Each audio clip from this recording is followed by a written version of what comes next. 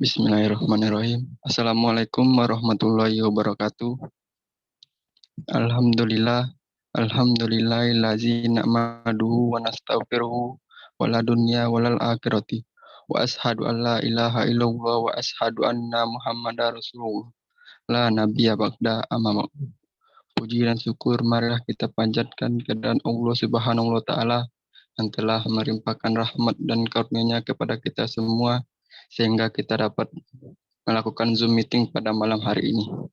Selawat dan iringan salam tidak pula kita hadiahkan kepada Nabi kita, yakni Nabi Muhammad SAW yang telah membawa kita dari zaman kegelapan hingga zaman yang kita rasakan pada malam hari ini. Dan terima kasih kepada Bapak dosen pengampu kita, Bapak Rizky Sapri SAI MSI. Dan tidak pula lagi kepada kelompok 5, yaitu yang pertama adalah Sofian Mayang, yang kedua Putri Anggraini, yang ketiga Laras Putri Pratiwi, dan keempat adalah saya sendiri. Baiklah, saya akan memaparkan materi presentasi kami pada malam hari ini yang akan disampaikan oleh Sofia Mayang. Kepada Sofia Mayang, kita persilakan. Baiklah, pengertian keputusan. Instrumen pemerintah adalah alat atau sarana yang digunakan oleh pemerintah atau administrasi negara dalam melaksanakan tugas-tugasnya. Instrumen pemerintahan ini dibagi menjadi dua bentuk, yaitu pertama instrumen fisik, yaitu terhimpun dalam bentuk publik dominan. Yang kedua instrumen yuridis, yaitu mengatur dan melaksanakan urusan pemerintahan dan kemasyarakatan.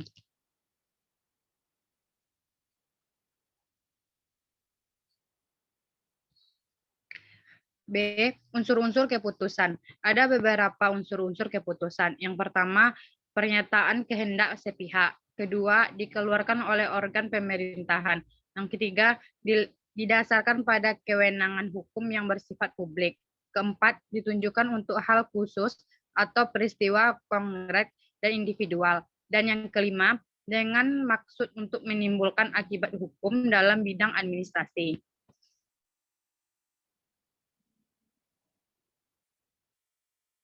C. Macam-macam keputusan. Walter membedakan ketetapan sebagai berikut. Yang pertama, ketetapan positif dan negatif.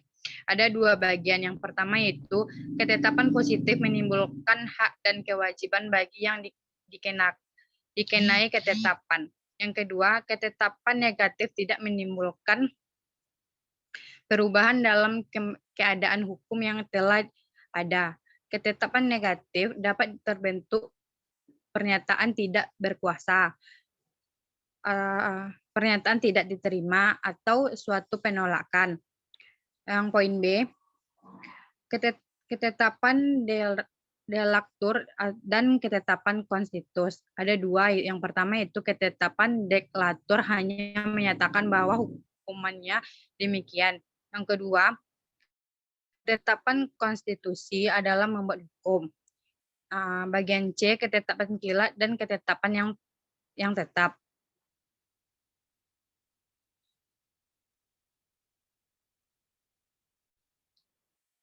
D, syarat pembuatan keputusan. Poin pertama, keputusan harus dibuat oleh alat negara atau organ yang berwenang. Yang B, karena keputusan itu suatu pernyataan kehendak, maka pembentukan kehendak itu tidak boleh memuat kekurangan yuridis.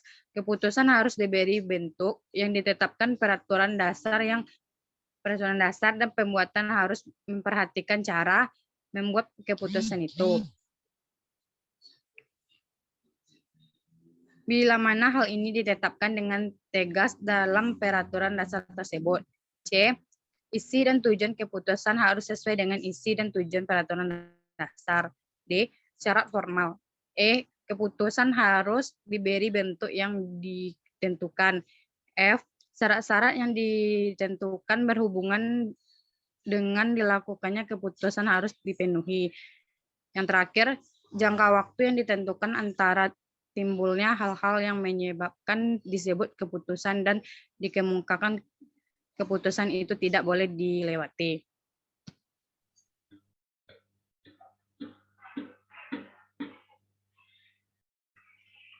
Pengertian peraturan kebijakan.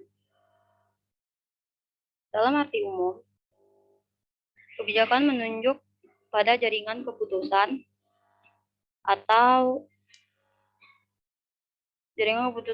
sejumlah tindakan yang memberikan arah, koherensi, dan kontinuitas dalam arti spesifik.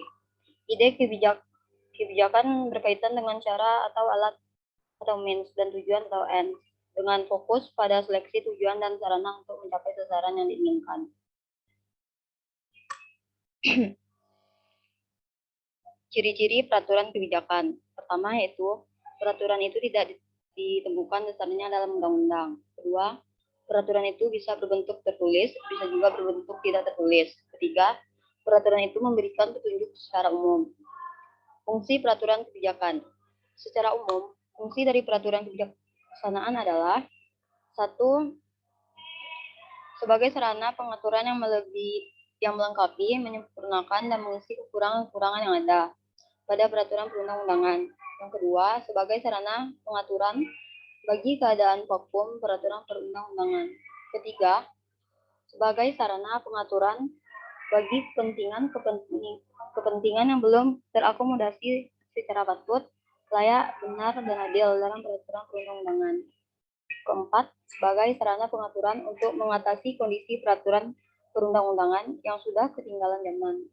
Yang kelima, bagi kelancaran pelaksanaan tugas dan fungsi administrasi di bidang pemerintahan dan pembangunan yang bersifat cepat berubah dan memerlukan pembaruan sesuai dengan situasi. Penormaan peraturan kebijakan. Penormaan dalam keputusan adalah proses merumuskan suatu materi muatan sebagai suatu proposisi yang mempunyai kekuatan hukum mengikat atau sebagai norma hukum. Suatu keputusan harus memuat norma hukum individual konkret atau paling tidak individual abstrak.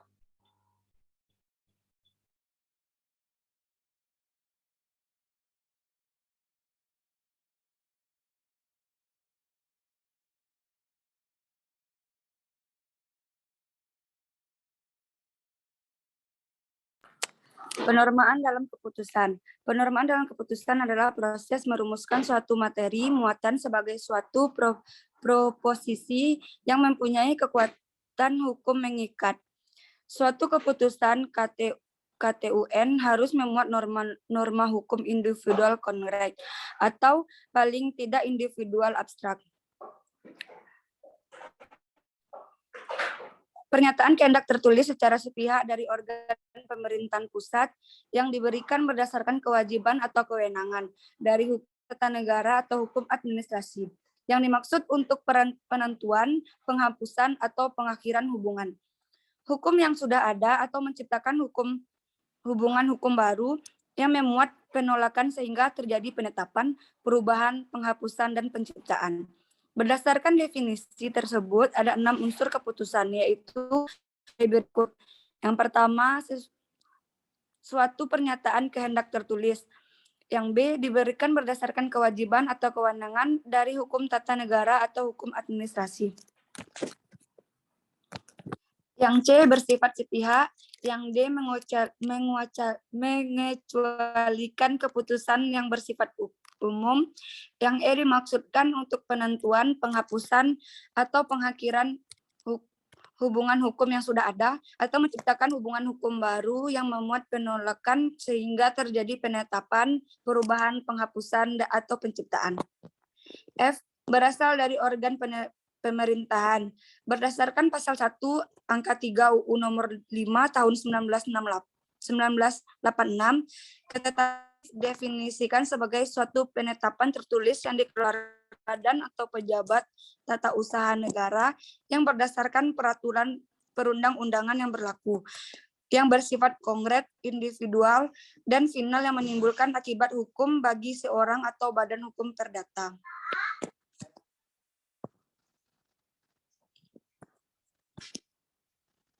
Fungsi dan penormaan peraturan kebijaksanaan.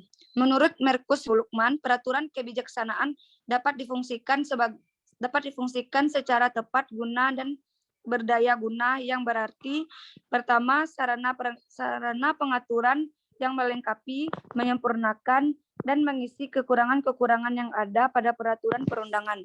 Yang kedua, sarana pengaturan bagi keadaan vakum peraturan perundang-undangan. Yang ketiga, sarana pengaturan bagi kepentingan-kepentingan yang belum terakomodasi secara patut, layak, benar, dan adil dalam peraturan perundang-undangan. Yang keempat, sarana pengaturan untuk mengatasi kondisi peraturan perundang-undangan yang sudah ketinggalan zaman. Yang kelima, sarana mewujudkan kelancaran pelaksanaan tugas dan fungsi administrasi di bidang pemerintah dan pembangunan yang bersifat cepat berubah atau memerlukan pembaruan sesuai dengan situasi dan kondisi yang dihadapi.